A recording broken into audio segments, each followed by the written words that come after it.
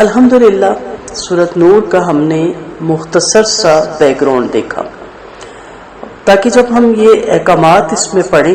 تو ہمارے پیچھے وہ سارا اس کا جو واقعہ ہے ہماری نظر میں ہو اور اس کو سامنے رکھتے ہوئے ہم اسے بہتر طریقے سے سمجھ سکیں۔ اللہ سے دعا ہے اللہ توفیق دے کہ ہم اس کو بہتر طریقے سے سمجھیں، سیکھیں اور اس کو پھر نہ صرف سمجھے اور سیکھے بلکہ اس پہ عمل بھی کرنے کی اللہ تعالیٰ ہمیں توفیق دے۔ بسم اللہ الرحمن الرحیم۔ سورۃ نور مدنی سورت ہے۔ سورۃ نور نام ہی اس کا دیکھ لیں، نور، یہ اس کا نام آخر پہ ایک رکوع آئے گا، اللہ نور السماوات والارض، اس کی وجہ سے اس کا نام نور رکھا گیا۔ اور نور روشنی، یہ عام روشنی نہیں ہے، لائٹ کی، کینڈل کی، اس کی نہیں ہے۔ یہ نور آپ سب جانتے ہیں، ہم کہتے ہیں نا باز کا چہرہ بڑا نورانی ہے، نور تو بہت ہی ایک الگ سی روشنی ہے، ایک بہترین، سب سے بہترین روشنی کہہ لیں اور اللہ کی دی ہوئی روشنی کہہ لیں، اور فرشتے بھی نور سے بنے ہیں۔ تو نورانی چہرے یا نور آپ جانتے ہیں کہ یہ کتنی بہترین روشنی ہوتی ہے۔ اب سورۃ نور، یہ روشنی اللہ کی طرف سے آئی ہے، اور اگر یہ روشنی حاصل نہ کی تو اندھیرے کیسے چھٹیں گے؟ جہالت کے، غفلت کے، یہ جو ہماری آنکھوں پہ پڑے ہوئے ہیں، ہمارے دماغوں میں پڑے ہوئے ہیں، اور ہم کہتے ہیں کہ پردہ آنکھ کا ہونا چاہیے، پردہ دل کا ہونا چاہیے، جسم کے پردے کی ضرورت نہیں، یا جن کی ذہنیت ایسی ہے وہ ایسے کرتے ہیں، یا جو کنجسٹڈ مائنڈ ہیں وہ ایسے کرتے ہیں، یا آپ آ کے دیکھیں گے جب زانی کی سزا ہوگی، زانیہ کی سزا ہوگی تو کیا کہا جائے گا کہ اسلام نعوذ باللہ بڑا ہی سخت مذہب ہے اور ایسا نہیں ہونا چاہیے تو ویسا نہیں ہونا چاہیے، تو اس کی سزائیں بڑی سخت ہیں۔ یہ ساری باتیں کس لیے منہ سے نکلتی ہیں؟ جب عقل پہ پردے پڑے ہوتے ہیں۔ وہاں ہم ان احکامات کو سمجھنے کی کوشش کریں گے، جیسے کہ ہم نے سورۃ بقرہ میں بھی پڑھا کہ جب وہاں ہم نے یہ چیز پڑھی کہ قاتل کو سزائے موت دی جائے گی قصاص میں، یا پھر دیت لی جائے گی، تو اس میں ہم نے یہ واضح طور پہ بتایا کہ اللہ تعالیٰ کہتا ہے کہ اس میں اے عقل والو تمہارے لیے زندگی ہے۔ اب ایک کسی کو قتل کرنے میں کیا زندگی تھی، یعنی جو قاتل ہے اس کو سزائے موت دینے میں، تو وہاں ہم نے دیکھا کہ پھر آگے نسل در نسل قتل کا سلسلہ رکنا تھا، اور چیز یہ پہلے پتا ہو کہ بھئی سزائے موت ہو جائے گی اور دوسرا کوئی راستہ نہیں ہوگا، تو انسان کسی کو قتل کرنے سے پہلے 20 دفعہ بلکہ 1000 دفعہ سوچے گا کہ میں بھی قتل کر دیا جاؤں گا اور میرے پیچھے میرے بیوی بچے بہن بھائی یا بوڑھے ماں باپ ہوں گے۔ اسی طرح جو دو خاندانوں میں چل پڑتا ہے سلسلہ، پھر وہ اس سے بدلہ لیتا ہے، وہ اس سے بدلہ لیتا ہے،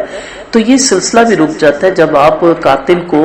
سزائے موت دے دیں تو مقتول کا جو ہے وارث، انہیں سکون مل جاتا ہے، انہیں بدلہ مل جاتا ہے، ٹھیک ہے۔ وہاں پہ آگے دیت کا بھی ذکر ہے، لیکن ابھی ہم بات کر رہے ہیں کہ اس کو سزائے موت دینے میں زندگی کیا تھی۔ اسی طرح اس کے بھی جب آپ احکامات پڑھیں گے تو آپ کو بہت اچھا لگے گا انشاءاللہ، اور آپ چاہیں گے کہ اس کے ایک ایک آیت کے ایک ایک لفظ پہ میں عمل کروں، کیونکہ اس میں تو سارا نور ہی نور ہے، سب کے لیے، تمام انسانیت کے لیے نور ہے، صرف خواتین کے لیے نہیں۔ ہم سمجھتے ہیں کہ سورۃ نور صرف عورت کے لیے اتری اور اس میں صرف عورتوں کے احکامات ہیں، ایسے نہیں ہے، اس میں پوری انسانیت کے احکامات ہیں۔ سورت ہے، انزلناہا، نازل کیا ہم نے اس کو، وفرضناہا، اور فرض کیا ہم نے اس کو، وانزلنا، اور ہم نے نازل کیا، فیہا، اس میں، آیات، بینات، روشن، کھلم کھلی، لعلکم، تاکہ تم، تذکرون، تم سبق لو اس سے، ٹھیک ہے۔ اب یہ ایک صورت ہے، اس سے مراد سورۃ نور بھی ہے، اور اس کے علاوہ جتنی صورتیں پہلے گزر گئی اور جتنی صورتیں بعد میں ابھی آگے صورتیں آئیں گی قرآن میں، تمام کی تمام صورتیں جو سی ہیں وہ اللہ تعالیٰ ہی نے نازل کی ہیں۔ آپ یہاں دیکھ رہے ہیں کہ اس میں بہت زور دیا گیا، انزلناہا وفرضناہا وانزلنا، 3 دفعہ ہم پہ زور دیا گیا، ان سب فکروں پہ، ہم نے، یعنی اس کا نازل کرنے والا کوئی اور نہیں بلکہ ہم ہیں یعنی اللہ تعالیٰ، اس لیے اسے کسی بے زور ناسیہ کے کلام کی طرح ایک ہلکی چیز نہ سمجھیے گا، اس سے لائٹلی نہ لیجیے گا، اس کو خوب جان لو کہ اس کا نازل کرنے والا وہ ہے جس کے قبضے قدرت میں ہماری جانیں ہیں، ہماری قسمتیں ہیں، اور جس کی گرفت سے ہم مر کر بھی نہیں چھوٹ سکتے۔ تو اللہ تعالیٰ نے فرمایا اس سورت کو انزلناہا نازل کیا ہے ہم نے، اللہ نے۔ تو اللہ جو چیز نازل کرتا ہے وہ انسانیت کے فائدے کی ہوتی ہے نعوذ باللہ، یا انسانیت کے نقصان کی۔ انسان کتنا بھی لائق فائق ہو جائے، قابل ہو جائے، وہ کہیں نہ کہیں جھول چھوڑ دیتا ہے۔ اس کے جو بنائے ہوئے قوانین ہوتے ہیں اس میں کہیں نہ کہیں کسی کا نقصان ہو جاتا ہے، اور نہ بھی ہو تو ہم رشوت لے کے کسی نہ کسی کا نقصان کر بیٹھتے ہیں، اور ظلم کر کے اور ناانصافی کر کے۔ اور ہر ملک کے اپنے قانون، اپنے کلچر کے مطابق، اور جو آپ ملکوں میں چینج کرتے جائیں، دوسری کنٹری میں جائیں تو ان کے اور اصول، ان کے اور قانون۔ لیکن جو اللہ ہے، جو اللہ نے نازل کیا وہ ساری انسانیت کے لیے ایک ہی قانون ہے،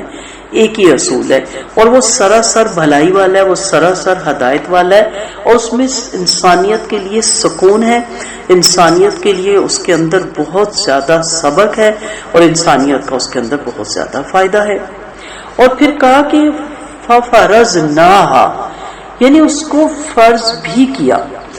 اب دوسرے فقرے میں بتایا گیا کہ یہ جو باتیں اس صورت میں آپ پڑھیں گے وہ سفارشات نہیں ہیں کہ آپ کا اگر دل چاہتا ہے تو مانے، اگر آپ کا دل نہیں چاہتا تو نہ مانے، بالکل ایسا نہیں ہے۔ یہ قطعی احکامات ہیں، یہ اللہ تعالیٰ کے فرض کیے ہوئے احکامات ہیں جن کی پیروی کرنا لازم ہے۔ اگر مومن اور مسلم ہو تو پھر آپ کا فرض ہے کہ ان کے مطابق عمل کریں۔ تو یہ چیز بھی اس صورت ہی میں دیکھیں کہ اللہ تعالیٰ کہتے ہیں کہ میں نے اس کو فرض کیا ہے، یعنی اس صورت کے اندر ایک ایک لفظ، ایک ایک احکام فرض کیا گیا، اور فرض کے چھوڑنے کا پھر آپ جانتے ہیں کہ دنیا میں بھی کیا اس کی سزا ہوتی ہے، اس کی کتنی، اس کو چھوڑنے سے بے برکتیاں ہوتی ہیں اور کتنی پریشانیاں ہوتی ہیں، اور آخرت میں اس کی پکڑ بھی ہوگی۔ تو اس لیے اس سورت کو پڑھنے سے پہلے اپنے دل کو صحیح مضبوط کر کے سنیں، اور یہ اللہ سے عہد کر کے سنیں کہ یا اللہ ہم تو نماز ہی کو فرض سمجھتے رہے، روزوں کو ہی فرض سمجھتے رہے، اور استطاعت پہ زکوٰۃ کو اور حج کو فرض سمجھتے رہے، یہ تو قرآن ہی پورا فرض تھا، لیکن کسی بھی سورت کے ساتھ اتنا زیادہ تعمید نہیں باندھی گئی۔ اور پھر تیسری دفعہ کہا وَأَنزَلْنَا فِيهَا آیَاتٍ بَيِّنَاتٍ، تیسرے فقرے میں بتایا گیا کہ جو ہدایت اس صورت میں دی جا رہی ہے اس میں کوئی ابہام نہیں، صاف صاف اور کھلم کھلی ہدایت ہے، یعنی اللہ نے کوئی مشکل احکامات نہیں اتارے کہ سمجھ نہ آئے، یہ جن کے متعلق ہم یہ عذر پیش کریں کہ فلاں بات سمجھ میں نہیں آتی، یا